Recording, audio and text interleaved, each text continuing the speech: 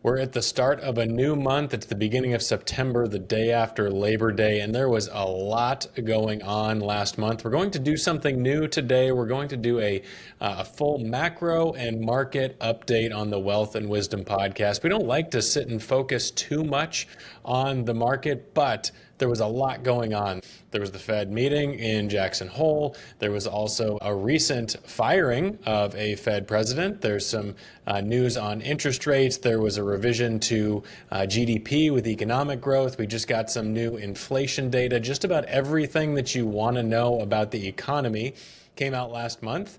And then the market has been moving pretty dramatically, but not quite how you might think. There's been a little bit of divergence on performance relative to what we've become accustomed to over the last year or two. So we're going to dive into that today. Welcome to the Wealth and Wisdom podcast, where intentional planning meets eternal perspective.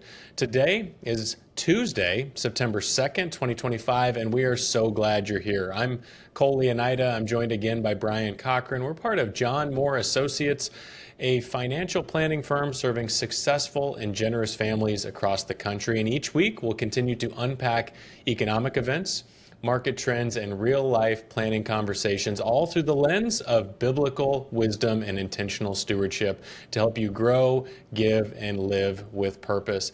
So, Brian, we had a lot going on. Could you start to unpack the economic data that we saw over the last month? Yeah, and the biggest takeaway I have, Cole, is if you look back in April when the tariff tantrum happened and everyone came out in panic, and by now we were supposed to be in a recession. I think the biggest takeaway from that last month, the last 4 weeks, is that, data can change quickly, expectations can change very quickly, and how the market responds to all that ever-changing information is always uncertain. So the biggest summary I had is just we saw acceleration in some areas.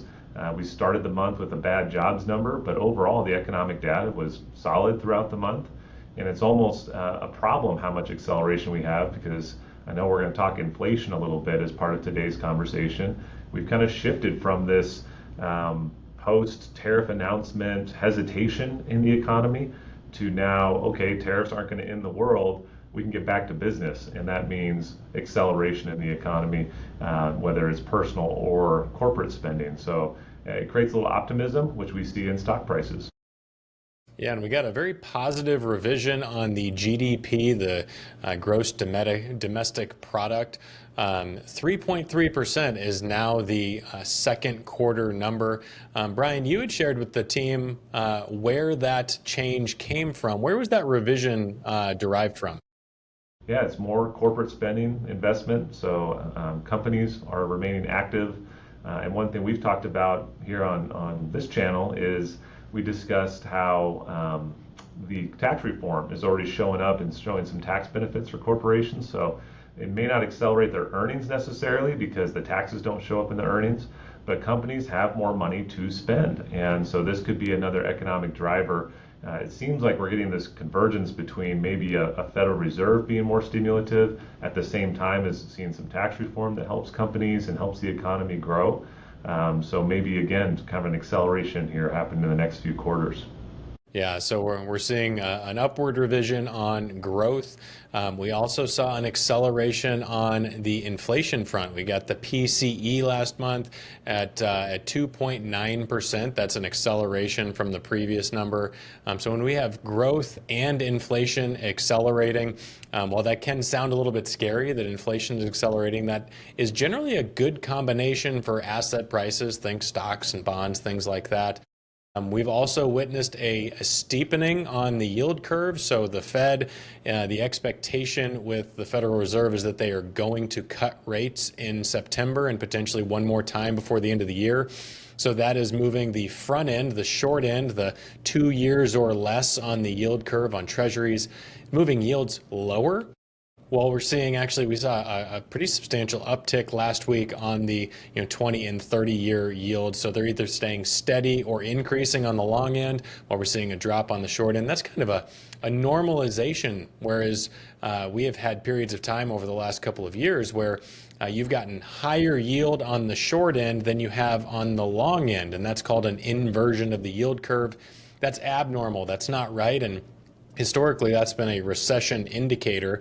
Now we're getting a steepening of that. So that's noteworthy. That could have an impact on which stocks or bonds benefit in that particular cycle. But the other thing that we're seeing is the labor market last month. We got some relatively soft labor data where we saw hiring slowing down a little bit. We're seeing jobless claims and the continued jobless claims starting to inch up. So it's showing some signs of weakness, which is kind of in competition. The Fed is looking at whether they raise or lower interest rates. What the Fed is trying to do, they're trying to fulfill their dual mandate of full employment and stable prices. So full employment, 4%-ish on the unemployment number, and then stable prices, their target is about 2%. Well, they're kind of missing on both of those, and they're going in opposite directions. We're seeing inflation go up while we're seeing unemployment also going up. Those should not be going the same direction at the same time.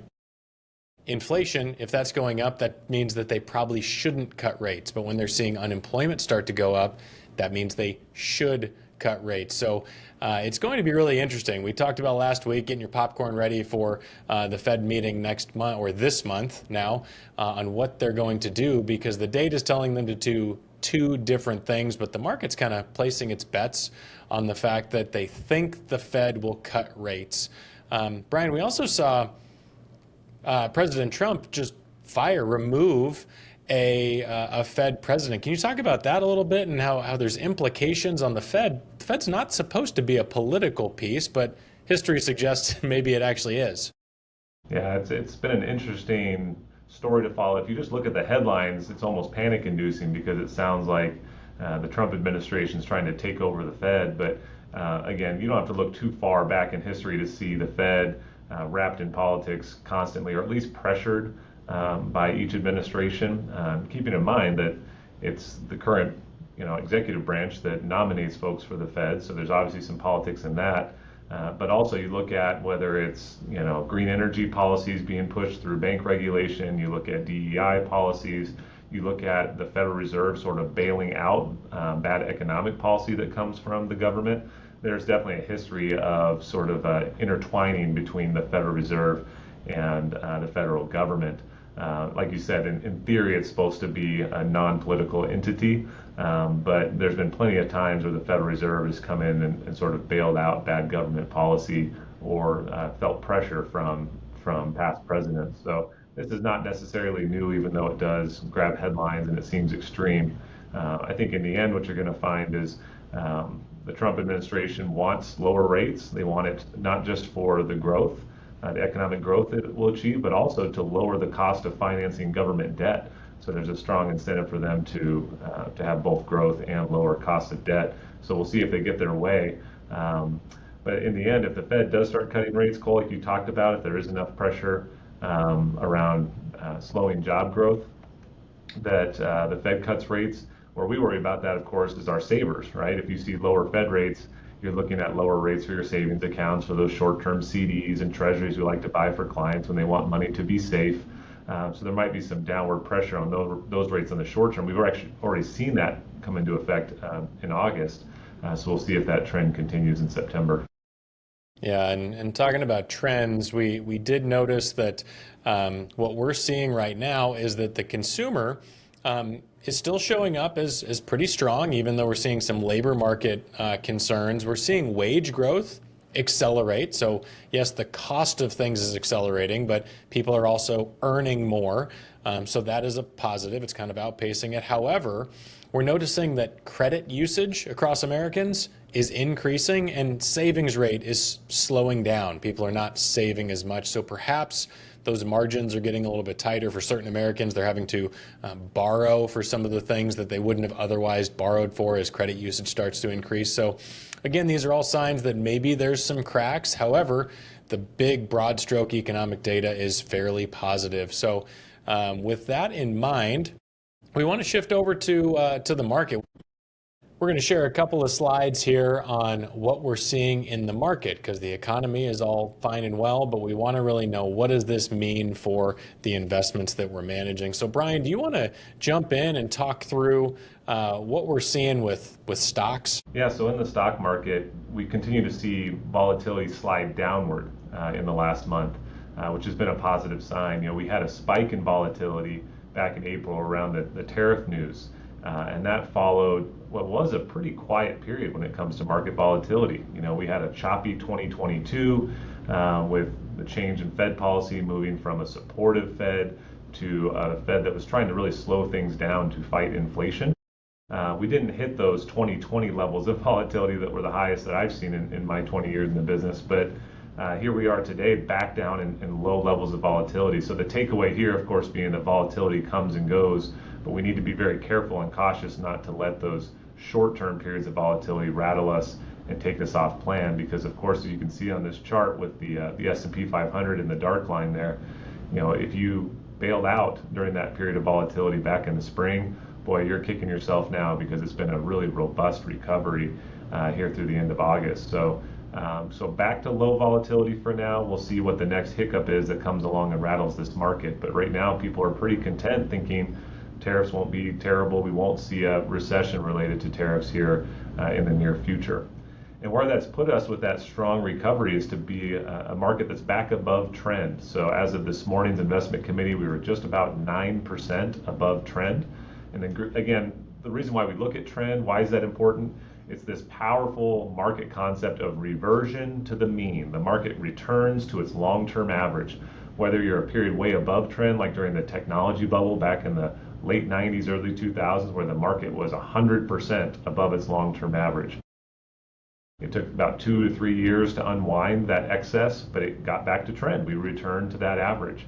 And then we had a below trend period during the financial crisis, where in hindsight, what a great buying opportunity, right? To be a buyer back in March of 2009 when the market bottomed.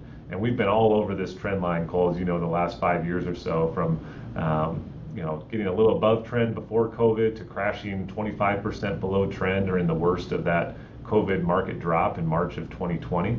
And then we recovered very strong with all that stimulus coming into the market through 2021, and then back down again in 2022. So that roller coaster was pretty volatile for the last 5 years. So where are we now? We're again 9% ahead of trend. That's not a bubble. We're not back in the technology bubble being way ahead of where the market should be, but we are a market that's above its long-term average. I think is a reflection of the short-term enthusiasm around all these things that are happening that are pushing economic activity faster. It's not a speculative, out of control market. It makes sense that the market is running a little hot right now in terms of trend. The other area where the market's been moving forward maybe better than expected is on earnings. We always like to say it's earnings that drive stock prices. In the short term, the news will drive the market higher or lower, but what investors really care about, what really makes a company more valuable, is growth in its profits, and expectations for future growth drive that as well, because the market is forward looking. And as you can see on this chart, about 7.5% is the long-term average for earnings growth over the last several decades. And this year we're expecting about 7% earnings growth. It's not as good as what we thought maybe back in January, but sort of the worst, the most pessimistic estimates we had back in April, May, after the tariffs were announced, are now past, and we've seen earnings growth accelerating in terms of expectations for 2025. You can see those dots representing 2025's projection and 2026. Right now, the forecast is that 2026 will have double-digit earnings growth. Sometimes those forecasts are a little rosy, as you know, Cole. We always see those numbers come a little hot a year or two ahead, so they may come back down. But again, it's not doom and gloom when we look at corporate profit growth. And I would note, Cole, you summarized the employment situation, I think, really well, and the tension the Federal Reserve feels around unemployment. You can have a worsening employment picture and still have growing profits in the S&P 500. So don't always connect sort of the economic data in the markets. They don't always jive, side by side, month by month, as that data evolves.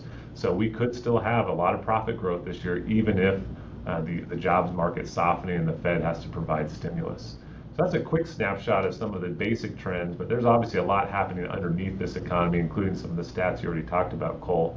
What else have you seen this month that sort of stood out to you in the data? Yeah, what I thought was really interesting is that the S&P was up for the fourth consecutive month. The NASDAQ was up for the fifth consecutive month. Um, but the Russell 2000, the small mid cap companies, we've been talking about this on this particular chart over here. Let me see if I can get to the next chart. The blue and the green lines, these would be the ones that make up the small and mid cap companies that would show up on the Russell 2000 index. They've been undervalued. They've been cheap on a valuation metric. Comparing that to the mega cap 8 or the mag 7, whatever you want to call it, that's the pink line here. Those have been very expensive. They're trading at a very high multiple, so they're certainly not on sale. You're buying those at a premium right now. And then the S&P 500, the large cap would be the red, not terribly overvalued in the basic price to earnings ratio valuation method. But we've been noting really for the last couple of years that small and mid cap stocks, the Russell 2000 type stocks, have looked cheap, looked like they've been on sale, they've been out of favor. Well, those have had their best month since November of 2024. Those have been on a tremendous run, actually outpacing over the last 6, 3, and 1 months relative to the S&P 500. It's done about twice as much over the last 6 months, about 3 times as much over the last 3 months, and almost 4 times the return of the S&P 500 over the last month. So we're seeing a broadening of performance, what's driving the positive performance. It's not just the mega cap companies, the Apples, the Amazons, the Netflix, the Nvidias, those big companies that had been driving the market. Really over the last 6 months, they have not been the predominant drivers of market performance. That has been some of the smaller names. We've seen a broadening of the rally, which in our view of things is good. It's also a reminder that diversification really does matter. You can't just crowd into the big names and hope they go up forever. We've also seen a pretty dramatic rally this year in the precious metal space. We've seen gold and silver really on a tremendous run. Gold in particular made its all-time high just last week. So we've really seen the value of diversification, not just within different styles and sizes of stocks, but also across different asset classes and investment types. Anything you'd add to that, Brian? I love that summary, Cole. That shift from the mega cap performance moving towards the small caps is something I just really didn't see in the headlines. I don't know about you. I mean, we see that data every week, so we're following it, but the average investor probably missed that. I know our clients are benefiting from that move because many of our strategies include significant weights to small and mid-sized companies. So again, the importance of diversification comes through there in a big way, but also just this idea that just about the time you think you've got the market figured out and you know what's working, boy, can it shift. I mean, it can go down a whole new road instantly, and you can be left behind pretty quickly if you're not properly diversified. So it's a reminder that we don't diversify because it's the way to get the best return all the time. We diversify because the future is uncertain. We don't know what may happen, and the market is fickle. It can change fast, and once it follows a new trend, boy, it shifts hard, and that trend may continue for a couple days, a couple weeks, a couple months. So we'll see how long this robust performance in the small caps really lasts. But for now, we're encouraged to see that because it made sense to us that those companies, as you pointed out, are a lot cheaper. You know, it makes sense to us that the small and the mid cap would get some attention at some point. And we like to pat ourselves on the back when we're rewarded for that diversification. Because I know you and I both had conversations with longtime clients in the last few months who were looking at their portfolio going, what is this small cap stuff doing in here? It's not where the performance is, but that changed, and we're grateful for their patience and letting us stay diversified and then get the experience of riding that small cap wave. Yeah, and it's not just going from large cap to small cap. It's a good reminder that the S&P 500, the index as everybody knows it, is a market cap weighted index. So we actually saw a really good example of how the larger the company, the more it influences the price of that particular index. And why this is important is because kind of the old adage since Vanguard became big and index fund investing became a really big thing is that people would just say, hey, go buy the S&P 500. Well, that's good, but now we see where that gets you more heavily concentrated, not as diversified as people think. They go, oh, I bought 500 companies. Well, that's true, but you also have about 40% of your portfolio in 7 or 8 companies, and that is not true diversification. We saw it exemplified on Friday last week, where it was a down day on the S&P 500. It was down 1.25%, something like that. 22% of that price move down was driven by Nvidia being down about 3.5%. You add Broadcom on top of that, and that ends up being about 30% of the downward move just on those two companies, just having a bad day in the market. And that is true on the upside and the downside. Those big companies can really move the S&P 500 as an index. So even comparing that to the equal weighted index, the equal weighted index has been outperforming the market cap weighted index over the last month or so because of that broadening of the rally. So it's even more exaggerated when you go from large cap to small cap, but even staying in the large cap space, if you just equally distribute your assets, which is something JMA clients will probably understand with our equal weighting in some of our allocation models, that has actually been to your benefit and performance over the last month or two. So an interesting takeaway, a divergence from what we've seen over the last couple of years, where you've been rewarded for staying in the large cap growth names. Maybe a reversal of trend over the last month or two. Time will tell if that pans out, but it has been rewarded over the last 6 or 8 weeks. Yeah, well said. That when you shared those statistics at Investment Committee this morning, Cole, I wasn't surprised, but to hear those numbers about how much Nvidia could move the market in a day is shocking. And should those companies, those Mag 7, Magnificent 8, whatever you want to call them, those big companies really take a big leg down, boy, you can see that market change quickly. And so just, again, preaching that importance of diversification, it's so critical because you don't want one or two companies dictating the overall outcomes of your investments and then influencing how successful you are relative to your goals. So we saw that with a few clients earlier this year who managed some of their own stocks and were really just chasing those returns. And they were bragging last year about how well they did and telling us we got to start keeping up. And then, boy, the first 4 or 5 months of this year, they were feeling a little remorse. So not to pick on them too much, but that's what happens when you just ride those few companies. You're going to live and die with them. And we prefer that diversified strategy that smooths the returns, takes away some of that extra risk.